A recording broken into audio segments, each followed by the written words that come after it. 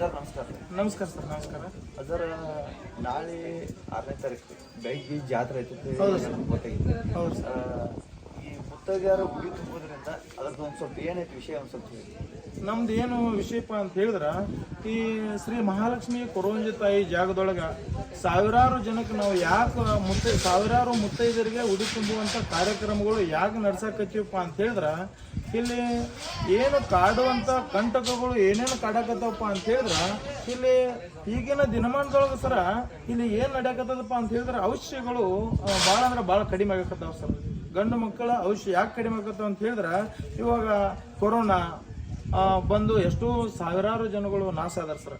ಅದಕ್ಕೆ ನಾವು ಶ್ರೀ ಮಹಾಲಕ್ಷ್ಮಿ ಕೊರವಂಜಿ ತಾಯಿ ಅಮ್ಮನವರ ಹಂತಿಗೆ ನಾವು ಏನು ಕೇಳಕತ್ತೀವಪ್ಪ ಅಂತ ಹೇಳಿದ್ರೆ, ಸಾವಿರಾರು ಜನರ ಉಡಿಯನ್ನು ನಾವು ಯಾಕೆ ತುಂಬಕತ್ತೀವಪ್ಪ ಅಂತ ಹೇಳಿದ್ರೆ, ನಾವು ಉಡಿಯನ್ನು ಶ್ರೀ ಮಹಾಲಕ್ಷ್ಮಿ ಕೊರವಂಜಿ ತಾಯಿ ಅಮ್ಮನವರ ಆಶೀರ್ವಾದದಿಂದ ನಾವು ಉಡಿ ತುಂಬೋದ್ರಿಂದ ಮತ್ತೊಂದಿಷ್ಟು ಇಲ್ಲೇನು ಹೆಣ್ಣು ಮಕ್ಕಳು ಉಡಿಯನ್ನು ಏನು ತುಂಬ್ಕೊಳ್ತಾರೆ ನೋಡಿ ಸರ, ಈ ಉಡಿಯನ್ನು ತುಂಬ್ಕೊಳ್ಳೋದ್ರಿಂದ ಯಾರ್ಯಾರು ಈ ಜಾಗದೊಳಗೆ ಬಂದು ಶ್ರೀ ಮಹಾಲಕ್ಷ್ಮಿ ಕೊರವಂಜಿ ತಾಯಿ ಜಾಗದೊಳಗೆ ಉಡಿಯನ್ನು ತುಂಬ್ಕೊಳ್ತಾರೆ ನೋಡ್ರಿ, ಅವರ ಗಂಡಂದಿರ ಔಷ್ಯ ಮತ್ತು ಆ ಹೆಣ್ಣು ಮಕ್ಕಳ ಔಷ್ಯ ಆರೋಗ್ಯ ಮತ್ತೊಂದಿಷ್ಟು ಹೆಚ್ಚಿಸಲಿ ಅಂತ ನಾವು ಇಟ್ಕೊಂಡು ಶ್ರೀ ಮಹಾಲಕ್ಷ್ಮಿ ಮತ್ತು ಕೊರವಂಜಿ ತಾಯಿ ಅಮ್ಮನವರ ಆಶೀರ್ವಾದದಿಂದ ಸಾವಿರಾರು ಮುತ್ತೈದರಿಗೆ ನಾವು ಉಡಿ ತುಂಬುವಂತ ಕಾರ್ಯಕ್ರಮವನ್ನು ನಡೆಸ್ತಾ ಇದ್ದೀವಿ ಸರ್. ಸರ್, ಇನ್ನೊಂದು ಏನು ವಿಷಯ ಕೇಳ್ಬೇಕಂದ್ರೆ, ಈಗ ಹನುಮಾನ್ ರಾಮನ ಹುಣ್ಣಿಮೆ ಇರೋದ್ರಿಂದ ನಾಳೆ ಒಂದು ಹನುಮಾನ್ ಮೂರ್ತಿಯನ್ನು ಪ್ರಾಣ ಪ್ರತಿಷ್ಠಾಪನೆ ಮಾಡಾಕತ್ತೀರ. ಅದು ವಿಷಯ ಭಾಳ ಗೊತ್ತಾಗ್ತದೆ. ಅದಕ್ಕಾಗಿ ಅದನ್ನ ಕುಣಿಸಿದ ನಂತರ ಇಲ್ಲಿ ಬರೋ ಭಕ್ತರಿಗೆ ಮೂರ್ತಿ ಕುಣಿಸೋದ್ರಿಂದ ರೀ ಮತ್ತು ಎಲ್ಲ ಭಕ್ತರಿಗೆ ಏನೇನು ಅನುಕೂಲ ಆಗ್ತದೆ ಒಂದು ಸ್ವಲ್ಪ ಹೇಳಿ ಸರ್. ಇಲ್ಲಿ ಹನುಮಾನ್ ಮೂರ್ತಿಯನ್ನ ಇಲ್ಲಿ ಮೊಟ್ಟ ಮೊದಲಿಗೆ ಶ್ರೀ ಮಹಾಲಕ್ಷ್ಮಿ ಕೊರವಂಜಿ ತಾಯಿಯವರು ಇಲ್ಲಿ ಹೇಳಿದ್ರು, ಇಲ್ಲಿ ಒಂದು ಇಲ್ಲೇನು ಮಂಗೆ ಅಂತಾರಲ್ಲ ಸರ್, ಅವರು ಏನಾಗಿತ್ತಪ್ಪ ಅಂತ ಹೇಳಿದ್ರೆ, ಇಲ್ಲಿ ಒಂದು ಕರೆಂಟ್ ಹಿಡಿದು ತೀರ್ಕೊಂಡಿತ್ತು ಸರ್. ಅದು ತೀರ್ಕೊಳ್ಳೋದ್ರಿಂದ ಇಲ್ಲಿ ನಾವು ಏನು ಮಾಡಿದ್ವಿ, ಇಲ್ಲಿ ದಂಡಿ ಮಾಡಿದ್ವಿ ಸರ್. ಇಲ್ಲಿ ತಂದು ಇಲ್ಲಿ ದಂಡಿ ಮಾಡಿದ್ವಿ ರೀ. ದಂಡಿ ಮಾಡೋದ್ರಿಂದ ಇಲ್ಲಿ ಏನಾಯ್ತಪ್ಪ ಅಂತ ಹೇಳಿದ್ರೆ, ಇಲ್ಲಿ ನಾವು ಸಾವಿರಾರು ಜನಕ್ಕೆ ಏನೋ ಮೈಯೊಳಗೆ ಕಜ್ಜಿ ಏನಾದರೂ ಒಂದಿಷ್ಟು ರೋಗ ರುಜಿನಗಳು ಕಾಡ್ತಿರ್ತಾವೆ ಸರ್. ಆ ಕಂಟಕ ಪರಿಹಾರ ಆಗಲಿ ಅಂತ ಶ್ರೀ ಮಹಾಲಕ್ಷ್ಮಿ ಕೊರವಂಜಿ ತಾಯಿ ಆಶೀರ್ವಾದದಿಂದ ಇಲ್ಲಿ ನಾವೇನು ಮಾಡ್ತೀವಿ, ಈ ಹೊಂಡದಿಂದ ನಾವು ನೀರು ಹಾಕ್ತಿದ್ವಿ ಸರ್. ನೀರು ಹಾಕ್ತಿದ್ವಿ. ಮತ್ತೊಂದು ಇಲ್ಲಿ ಹನುಮಾನ ಮೂರ್ತಿಯನ್ನ ಇದೇ ಹೊಂಡದ ಹಂತಕ್ಕೆ ಸರ್, ಅಲ್ಲಿ ಶಕ್ತಿ ತುಂಬಿ ಅಲ್ಲಿ ದೊಡ್ಡ ದೊಡ್ಡ ಸ್ವಾಮೀಜಿಗಳಿಂದ ಇಲ್ಲಿ ಶಕ್ತಿ ತುಂಬಿ ಏನು ಮಾಡಕತ್ತೀವಪ್ಪ ಅಂತ ಹೇಳಿದ್ರೆ, ಈ ಹೊಂಡದಿಂದ ಇಲ್ಲಿ ಹೊಂಡದಲ್ಲಿ ನಾವು ಆ ಮೂರ್ತಿಯನ್ನು ಸ್ಥಾಪನೆ ಮಾಡ್ತಿದ್ದೀವಿ ಸರ್. ಶಕ್ತಿ ತುಂಬಿ ಅದೇ ಜಾಗದೊಳಗೆ ಆ ಜಾಗದಲ್ಲಿ ಹನುಮಪ್ಪನ ಪಾದಗಳು ಇರ್ಬೇಕು ಸರ್. ಆ ಪಾದದ ಕೆಳಗಡೆ ನೀರು ಇದ್ದಪ್ಪ ಅಂತ ಹೇಳಿದ್ರೆ, ಆ ಹನುಮಾನ ಆಶೀರ್ವಾದ ಮತ್ತು ಶ್ರೀ ಮಹಾಲಕ್ಷ್ಮಿ ಕೊರವಂಜಿ ತಾಯಿ ಆಶೀರ್ವಾದ ಎಲ್ಲ ಇರ್ತದ ಸರ್. ಅದೇ ನೀರು ಯಾರಿಗೆ ಕಾಡಕತ್ತಿರ್ತದ ನೋಡಿ ಸರ್, ಅದನ್ನ ಒಂದಿಷ್ಟು ತಲೆ ಮೇಲೆ ಆ ನೀರು ಬಿದ್ದಪ್ಪ ಅಂತ ಹೇಳಿದ್ರೆ, ಅವ್ರ ಮೈಯಲ್ಲಿ ಏನಾದರೂ ಕಂಟಕ, ಮೈಯಲ್ಲಿ ರೋಗ ರುಜಿನಗಳು ಕಾಡಕತ್ತಿದ್ರು ಕೂಡ ಅದೆಲ್ಲ ಪರಿಹಾರ ಆಗಿ ಹೋಗ್ತಾವಂತ ನಮ್ಮ ಒಂದು ಶ್ರೀ ಮಹಾಲಕ್ಷ್ಮಿ ಕೊರವಂಜಿ ತಾಯಿಯ ಆಶೀರ್ವಾದದಿಂದ ನಾವು ನೀರನ್ನು ಹಾಕಿ ಬರುವಂತ ಭಕ್ತರಿಗೆ ಎಲ್ಲ ಚಲೋ ಆಯ್ತು, ಒಂದು ಒಳ್ಳೆ ಕೆಲಸ ಮಾಡೋದು. ಹೌದು ಸರ್. ಅದೊಂದು ಭಾಳ ಖುಷಿ ಆತ್ರಿ. ಮತ್ತು ಸರ್, ನಾಳೆ ಮೂರ್ತಿ ಪ್ರತಿಷ್ಠಾಪನೆ ಮುಗಿದ ನಂತರ ಸ್ಟೇಜ್ ಕಾರ್ಯಕ್ರಮ. ಹೌದು ಸರ್. ಅದು ಎಷ್ಟು ಸರ್, ಸಾವಿರಾರು ಮುತ್ತೈದರಿಂದ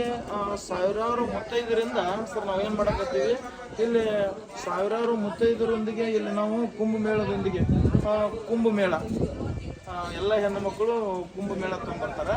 ಆಮೇಲೆ ಆರತಿ ತೊಗೊಂಬರ್ತಾರೆ ಸರ್. ಅವರೆಲ್ಲರೂ ಕುಂಭಮೇಳ ಕುಂಭ ಏನು ತುಂಬತ್ತಾರಲ್ಲ ಸರ್, ಅದೇ ಕುಂಭದ ನೀರನ್ನ ಇಲ್ಲಿ ಹನುಮಪ್ಪನ ಸಾವಿರಾರು ಮಂದಿ ಮುತ್ತೈದರೇನು ಕುಂಭಮೇಳ ತಂದಿರ್ತಾರಲ್ಲ ಸರ್, ಕುಂಭ ತಂದಾಗ ಆ ಕುಂಭದ ನೀರನ್ನ ಹನುಮಾನ ಮೂರ್ತಿಗೆ ಹಾಕಿ ಅದನ್ನ ಪ್ರತಿಷ್ಠಾಪನೆ ಮಾಡ್ಬೇಕಂತ ಅನ್ಕೊಂಡಿದ್ದೀವಿ ಸರ್. ಬೆಳಿಗ್ಗೆ ಈಗ 11 ಗಂಟೆಗೆ ವೇದಿಕೆ ಕಾರ್ಯಕ್ರಮ. ವೇದಿಕೆ ಕಾರ್ಯಕ್ರಮ ಮುಗಿದ ತಕ್ಷಣ ಮುತ್ತೈದೆಯರಿಗೆ ಸರ್, ಇದು ಮುಂಜಾನೆ ಎದ್ದು ಕೂಡಲಿ ಏನಿರ್ತದ, ಹೋಮ ಇರ್ತದೆ ಸರ್. ಹೋಮ ಇರ್ತದೆ. ಹೋಮ ಮುಗಿತದ. ಹುಲ್ಕಂತೇಶ್ವರ ದೇವಸ್ಥಾನದಿಂದ ಈ ಕಡೆ ಕುಂಭ ತಗೊಂಡ್ ಬರ್ತೀವಿ. ಈ ಕಡೆ ಕುಂಭ ತಗೊಂಡ್ ಬರ್ತೀವಿ. ಕುಂಭ ಇಲ್ಲಿ ಮೂರ್ತಿ ಪ್ರಾಣ ಪ್ರತಿಷ್ಠಾಪನೆಯನ್ನ ಗುರುಗಳಿಂದ ಮಾಡ್ತೀವಿ. ಇದು ಮುಗಿದ ಮೇಲೆ ಇಲ್ಲಿ ಸಾವಿರಾರು ಮುತ್ತೈದರಿಗೆ ಉಡಿ ತುಂಬುವಂತ ಕಾರ್ಯಕ್ರಮ ನಡೆಸ್ತೀವಿ. ಉಡಿ ತುಂಬುವಂತ ಕಾರ್ಯಕ್ರಮವನ್ನ ಮುಗಿಸಿದ ಮೇಲೆ ವೇದಿಕೆ ಕಾರ್ಯಕ್ರಮ. ಆ ಕಡೆ ಈ ಕಡೆ ದೂರದಿಂದ ದೊಡ್ಡ ದೊಡ್ಡ ಗುರುಗಳು ಬರ್ತಿದ್ದಾರೆ ಸರ್. ಎಲ್ಲ ಗುರುಗಳಿಂದ ವೇದಿಕೆ ಕಾರ್ಯಕ್ರಮ. ಅವರಿಂದ ಒಂದಿಷ್ಟು ಜನಗಳಿಗೆ ಈಗೇನು ದುಷ್ಟ ಚಟಕ್ಕೆ ಬಲಿಯಾಗಿ ಏನೋ ಕುಡಿತದ ಚಟ, ಈ ದುಷ್ಟ ಚಟಗಳು ಗುಟ್ಕ ಇಂಥದಿಂದ ಈಗ ಏನಾಗತ್ತಪ್ಪ ಅಂತ ಹೇಳಿದ್ರೆ ಜನಗಳು ಭಾಳ ನಾಶ ಆಗ್ತಾರೆ. ಅದಕ್ಕೆ ಇಲ್ಲೇನು ಮಾಡಾಕತ್ತೀವಪ್ಪ ಅಂತ ಹೇಳಿದ್ರೆ ಒಂದಿಷ್ಟು ಗುರುಗಳಿಂದ ಆಶೀರ್ವಚನ ಒಂದಿಷ್ಟು ತಿಳಿ ಹೇಳಿದ್ರೆ ಅಂದ್ರೆ ಇವಾಗಿನ ಯುವಕರು ಯಾಕಪ್ಪ ಅಂತ ಹೇಳಿದ್ರೆ ಭಾಳ ಅಂದ್ರೆ ಭಾಳ ನಾಶ ಆಗ್ತದೆ.